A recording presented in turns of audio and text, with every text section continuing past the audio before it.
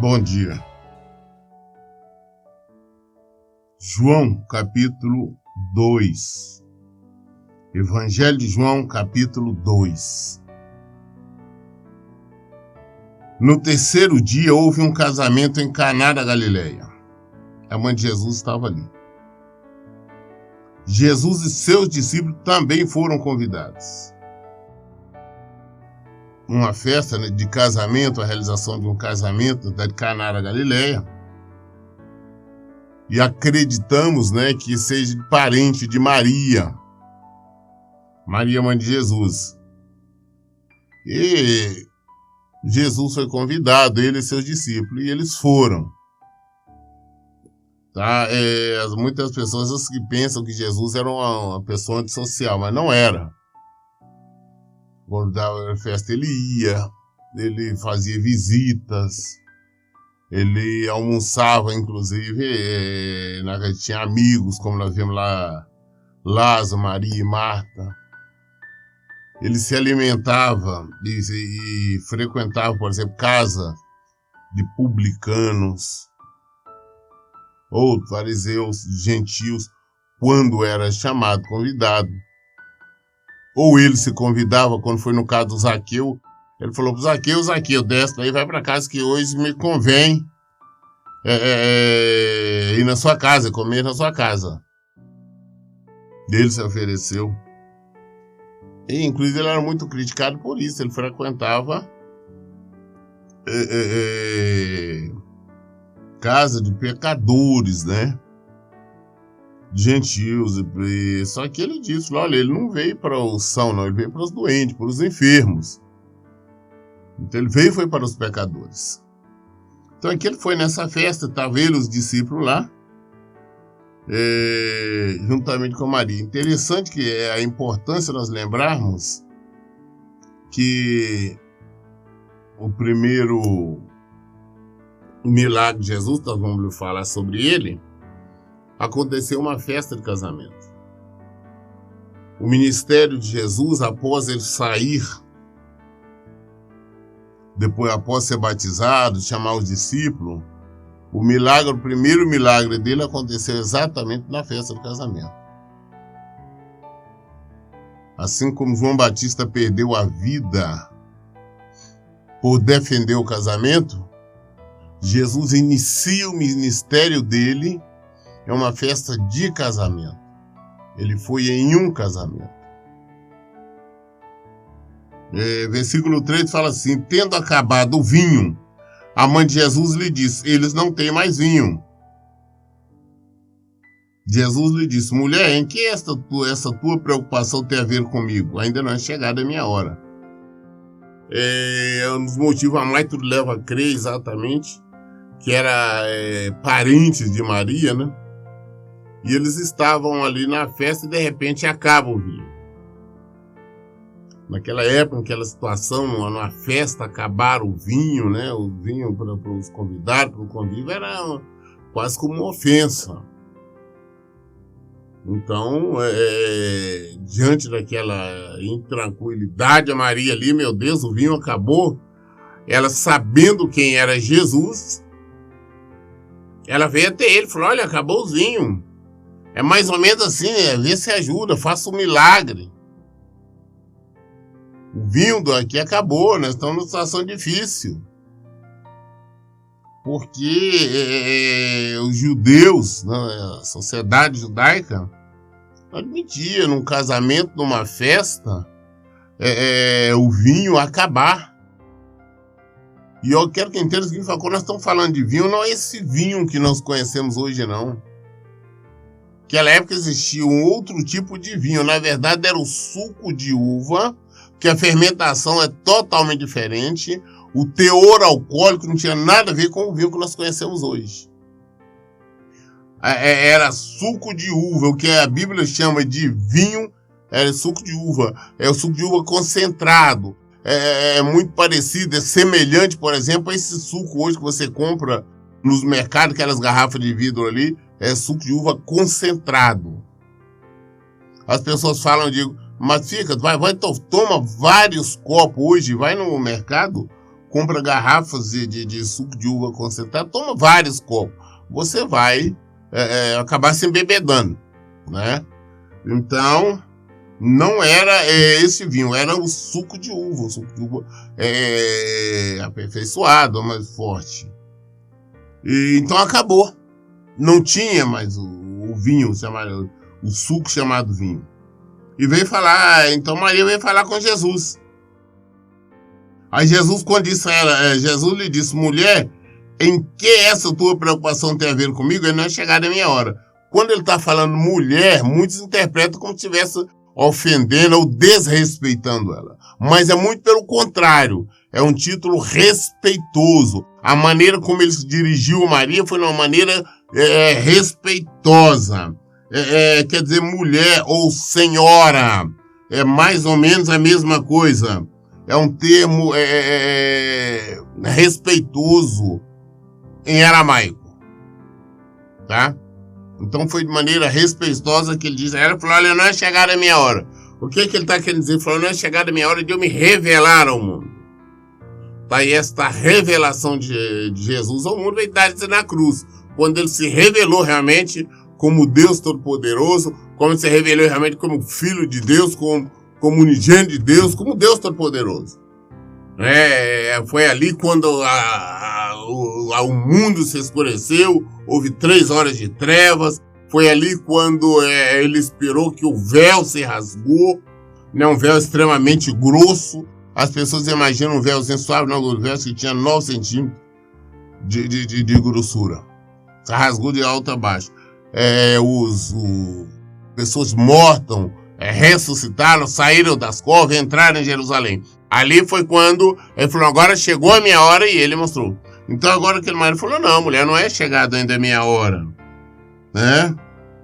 E outra coisa, devemos lembrar também, se você observar bem na Bíblia, além deste momento, aqui em João, que você, no Evangelho de João, você só vai ver novamente Maria só lá na hora da crucificação. Versículo 5. Sua mãe disse aos serviçais, seja o que for que ele vos pedir, fazei. Ela falou com ele, olha, se ele pedir alguma coisa para fazer, falou com o servente, os empregados, se ele pedir para você fazer qualquer coisa, faça, atenda a ele. Nós observamos ainda mais claro ainda que era uma festa dos parentes ali de Maria. Você vê a intimidade, Maria dando ordem ali aos serventes. Você vê a preocupação de Maria com a falta de vinho, né? Então você vê que era parente, era familiar, e ela estava bastante envolvida. Além de nós vermos a preocupação, vemos a maneira como ela dá ordem, determina ali os empregados, os serviçais. Versículo 6. Estavam ali 6 jarros de pedra que os judeus usavam para as purificações, e cada um levava 2 ou 3 metretas. Cada jarro deste pedra variam, tinha aproximadamente entre 80 e 120 litros, né? Tinha 80 e 120 litros. Então ali está dentro, diz que tem 6 jarros de pedra. Então é pelo menos 500 litros, né? Esse jarro, ficava geralmente na entrada ali da casa, próximo à porta, porque os judeus, eles não comiam, não faziam alimentação, não faziam absolutamente nada sem lavar as mãos. Se o judeu estava em casa, se ele saísse, fosse ali na rua, voltasse, ele tinha que lavar as mãos novamente. Era para purificações. Aquela água ali não era uma água que você poderia beber, não. Tá? Era exatamente, como disse, água purificação, para lavar as mãos. Então, toda casa de judeus, tinha uma vasilha com água exatamente para se lavar as mãos. Inclusive, nós vemos mais numa outra parte, quando os judeus criticaram Jesus porque os discípulos dele estavam comendo sem lavar as mãos. Né? Então, era uma água que tinha uma série de utilidades, mas só para lavar as mãos, não para você tomar, para fazer outra coisa. Não era uma água, digamos, potável. Jesus disse aos serviçais: enchei os jarros com água. E os encheram até a borda. Jesus mandou completar, falou: enche bem aí, até por quê? Para não ficar nenhum espaço e falar, não, sei lá, jogou um produto qualquer, não. Enche até a borda, ele ficou cheio, não cabia mais nada. Esses jarros, né, ou seja, 6 jarros, né, estavam cheios. Entre 80 e 120 litros, como eu disse, aproximadamente 500 litros, um pouco mais, um pouco menos, é uma média. 500 litros. Depois que eles encheram, eles encheu, tá. Aí Jesus, agora no versículo 8, diz assim: então lhes disse, tirai agora um pouco e levai ao mestre-sala. E eles assim o fizeram. Encheram de água, tá cheio, então agora tira um pouco e leva lá para o mestre-sala. O gerente da festa, o responsável pela festa, aquele organizador, né? Leva lá para ele. Todo mundo sabia, principalmente os serviçais, os serventes, sabiam que aquilo era água e sabia que aquilo era água de purificação. Era água para lavar as mãos. Olha, Jesus fez coisas fenomenais, por exemplo. Porque uma ofensa era faltar vinho na festa, mas a ofensa maior é pegar água de purificação, lavar as mãos e levar para os judeus beber. Isso é uma ofensa terrível. Com certeza era motivo até de apedrejamento, né? Então eles levaram lá para o mestre. No versículo 9. Quando o mestre-sala provou a água transformada em vinho, não sabendo de onde viera, embora o soubessem os serviçais que tiraram a água, chamou o noivo. E lhes disse: todo homem serve primeiro o bom vinho, e depois que os convidados já beberam bastante, o vinho inferior é servido. Tu, entretanto, guardaste o bom vinho até agora. Levou lá para o mestre-sala. Ele experimentou, ele como gerente, o responsável pela festa, experimentou o vinho. Falou: opa! Aí vira e fala para o noivo, o recém-casado, falou: olha, isso é diferente, rapaz. Ele sentiu o gosto, o paladar, um vinho extremamente, ou seja, um suco de uva superior a todo o restante, maravilhoso. Falei: rapaz, você é diferente, porque em todas as festas nós servimos geralmente o vinho melhor primeiro. E depois, quando a pessoa bebeu bastante, já está meio bêbado, aí você serve o inferior. O cara está meio bêbado mesmo, não nem sentir diferença. Mas você fazendo o contrário, você serviu o inferior primeiro. Agora esse aqui é muito superior. E olha que nós estamos falando mesada, que vocês querem encarregado de supervisionar, de gerenciar a festa. Então, por isso que foi levado até ele, então, o vinho para ele experimentar. Falou: olha aí, rapaz, o vinho é ótimo, é bem superior ao outro que já foi servido. Você é de maneira diferente. Ou seja, o que Jesus fez é perfeito, maravilhoso. Olha bem, versículo 11. Com esse, deu Jesus princípio a seus sinais em Caná da Galileia. Manifestou-se a sua glória e os seus discípulos creram nele. Ou seja, deu-se o princípio, iniciou. Foi o primeiro milagre de Jesus. Foi esse, transformar água em vinho. Tá? Jesus, até os 30 anos aproximado, ele não operou nenhum milagre, absolutamente nenhum. Depois que ele foi batizado no Rio Jordão, ali por João Batista, Deus, através do Espírito Santo, o conduziu ao deserto para ele ser tentado. Depois que ele voltou, ele pregou, já foi anunciando o Evangelho, já convocou os discípulos, chamou, mas o primeiro milagre foi esse em Caná da Galileia. O primeiro milagre foi uma festa de casamento. O primeiro milagre foi transformando água em vinho, mostrando o poder dele em transformar. transformando água em vinho. Ou seja, para ele não tem nada difícil, impossível. Ele transforma qualquer coisa. Ele transforma o marido, ele transforma a esposa, transforma um casamento destruído num casamento abençoado e feliz. Ele transforma tudo. Jesus iniciou o primeiro milagre transformando água em vinho. Aí tem um pregador aí, né, o Edir Macedo, Universal do Reino de Deus. Tem um vídeo aí, inclusive tem esse vídeo aí, vocês podem achar ele na internet. Ele criticando. Então é que ele é mais do que Jesus, até ele criticando esse milagre de Jesus. Falou que Jesus não precisava ter feito esse milagre, que é um milagre que não vale nada, uma série de coisas. Então nós entendemos que realmente ele não conhece Jesus, ele não conhece o Evangelho, está falando uma série de asneiras, né? Versículo 12. Depois disso, desceu ele para Cafarnaum com sua mãe, seus irmãos e seus discípulos, e ficaram ali não muitos dias.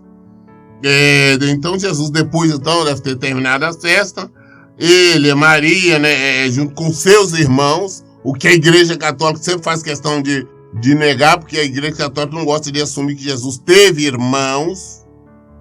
Nós temos que entender que Jesus ele é o unigênito do Pai, ou seja, filho único do Pai, mas de Maria foi o primogênito, ou seja, o primeiro, o mais velho. Mas nós já vimos que ele teve irmãos, irmãs, tem Judas, tem Tiago, José também, vários irmãos e irmãs, como a Bíblia nos fala. Então ele foi ali algum dia e desceu, então, foi para Cafarnaum. Então esse foi o primeiro milagre. Muito bem. Versículo 13. A Páscoa dos judeus estava se aproximando e Jesus subiu para Jerusalém. A Páscoa dos judeus, não essa Páscoa nossa, não essa Páscoa comercial nossa, não essa Páscoa onde que engana deixaram o diabo tomar conta, assim que deixaram o diabo tomar conta do Natal.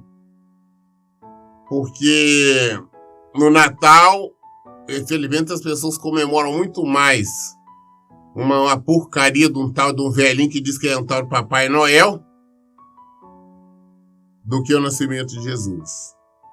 As pessoas enfeitam suas casas, colocam lá umas árvores estranhas, uns símbolos estranhos, imagem de um velhinho barrigudo aí de barba branca, que não sabe a origem disto, mas tiram a atenção do Senhor. Na Páscoa, que comemora a libertação, a Páscoa do judeu comemorando a libertação, o êxodo, a saída do povo de Israel do Egito, da escravidão. É um mandamento que o Senhor deu para eles comemorarem a Páscoa. Só que a Páscoa ela é outro tipo, é com alimentação mesmo, e não tem nada a ver com chocolate, não existe coelho, eu não sei onde que eles arrumaram a porcaria de um coelho para colocar, dizendo que é símbolo de Páscoa, um ovo que diz que coelho que bota ovo, ou seja, criaram uma mentira, um engano, e fica difundindo isso para as crianças. E mesmo pessoas que se dizem evangélicas, fica nessa, ensinando essas coisas do mundo, ou seja, tirando a atenção da palavra de Deus. Então, muito bem, estava próximo a Páscoa e Jesus foi para Jerusalém, né? Estava em Cafarnaum, então ele subiu para Cafarnaum, para Jerusalém. Versículo 14. E encontrou no templo os que vendiam bois, ovelhas, pomba e os cambistas assentados negociando. Tendo feito um chicote de cordas, expulsou todos do templo, bem como as ovelhas, os bois, espalhou pelo chão o dinheiro dos cambistas e virou as mesas. E disse aos que vendiam as pombas: tirai essas coisas daqui, não façais da casa de meu pai casa de comércio.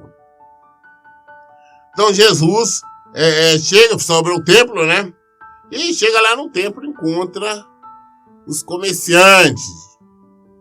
E este comércio que se fazia não era exatamente como hoje se faz, ali dentro do templo, no altar, não. era no átrio exterior, ou seja, no pátio exterior. O que eles estavam vendendo ali? Os animais, boi, esse tipo de coisa, bode, carneiro. O que era isso? Porque naquela época exigia-se holocausto e sacrifício, né? Por exemplo, uma pessoa doente, recebeu a cura, então levava 2 animais. Os mais pobres, que não tinham condição nenhuma, tinham que levar 2 pombinhos ou 2 rolinhas, por exemplo. Era um para o sacrifício do pecado e o outro para o holocausto. Entregava para o sacerdote, que tinha que matar e aspergir ali o sangue no altar. Então levava um bode, levava 2 bodes, um carneiro, cordeiro, que era o sacrifício, tudo dependendo, cada um existia um ritual, que nós podemos ver isso lá no livro de Levítico, para cada situação tinha que levar. Para uma cura, para uma pessoa que cometeu um pecado, ou até mesmo para a apresentação das crianças, porque todas as crianças com 8 dias de nascido tinham que ser circuncidadas, tinham que ser apresentadas ao Senhor. E na apresentação tinha que apresentar levando ali uma oferta, que era um animal, era um cordeiro, era um boi, era alguma coisa assim que o sacerdote então matava, aspergia o sangue ali. Então o que acontecia? Lá tinha todos eles já vendendo isso tudo, porque as pessoas que vinham de longe, de outros lugares, para evitar de estar trazendo os animais, traziam somente o dinheiro e ali compravam esses animais e já entregavam para o sacerdote. E por sua vez, como não seria diferente também, os sacerdotes davam-se a entender que aqueles animais que se compravam ali eram os animais especiais já preparados para esta situação. E também porque tinha cambistas, porque no tempo tinha moeda própria. Então as pessoas vinham de fora, chegavam ali, faziam o câmbio para ir de posse, então depois do dinheiro trocado, cambiado, para ofertar, para dar ali no templo, na igreja. Mas Jesus chegou lá, vendo isso, ele não aceitou. Então entenda uma coisa, então a diferença do que eles estavam vendendo, comercializando, e o que se vendem hoje na igreja, não é nenhuma. Porque hoje é muito pior, claro. Hoje eles estão vendendo CDs, DVDs, livros, Bíblias e uma série de outras coisas. Não é para a obra de Deus, não está errado. Tem templos que fazem cantina, lanchonetes, templo que tem livrarias. Tem alguns outros que fazem feijoada para vender, frango assado e uma série de outras coisas. Ou seja, tudo contrário à palavra de Deus, porque não leram a Bíblia, não leram o Evangelho, não sabem. Por que eu falo isso? Porque esse é um assunto tão sério, mas tão sério, que você vê Jesus aqui agir com raiva. Você vê Jesus agir com violência. E presta atenção, não foi coisa desse rabo de putão que ele teve tempo de parar e tecer um chicote, fazer um chicote de cordas. Ele fez o chicote de corda e saiu, ou seja, dando chicotada, expulsando todo mundo, que está com as mesas, os caixotes ali, né? Com dinheiro para fazer o câmbio, ele saiu virando tudo, esparramando dinheirada ali pro chão fora, tudo, correndo atrás deles, expulsando os gados, os animais de tudo ali. Jesus agiu com violência. Jesus chegou a ficar com raiva. Essa que é a realidade. Isso é o único lugar na Bíblia que você vê Jesus agir com esse grau de violência, com esse grau de raiva. E a maioria, o povo, não leva isso em consideração. Por que não leva? Porque hoje que a maioria dos templos estão negociando, a maioria dos templos estão mercantilizando, estão comprando, estão vendendo, o tempo todo vendendo tudo. Os templos grandes estão vendendo viagem para Israel, outros vendem de forma disfarçada, pede uma doação para a pessoa pegar uma água mineral, para pegar uma água que diz que é do Jordão, uma fita, um livro, um CD, um DVD. Outros não declararam, está vendendo. Ou seja, indo radicalmente contra Jesus. Porque a palavra do Senhor diz assim, Jesus é o mesmo ontem, hoje, eternamente. O que ele não permitia antes, ele não permite hoje. E não vai permitir amanhã. Então, é a mesma coisa. Aí você fala, não, tem igrejinha menor. Tem igrejinha menor que dizem que é para evangelizar, que é para qualquer coisa. Estão, não fazer uma feijoada beneficente que para vender. Que é isso? Igreja, congregação, ela vive exclusivamente de dízimos e ofertas. Que tem que ser espontânea.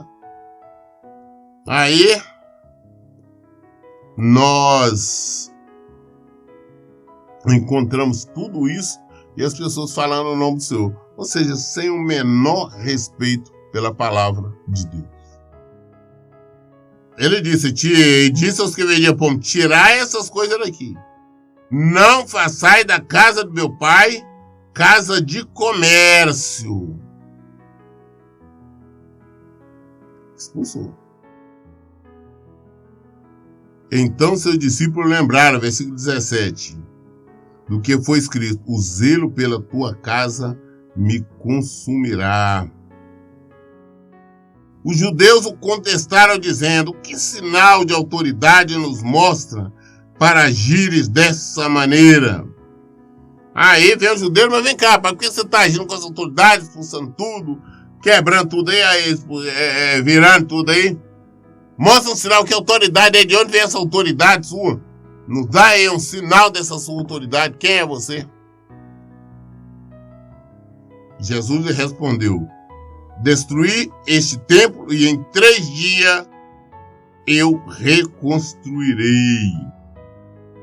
Versículo 20. Replicaram os judeus, em 46 anos foi construído este templo, e tu afirma que em 3 dias o levantarás?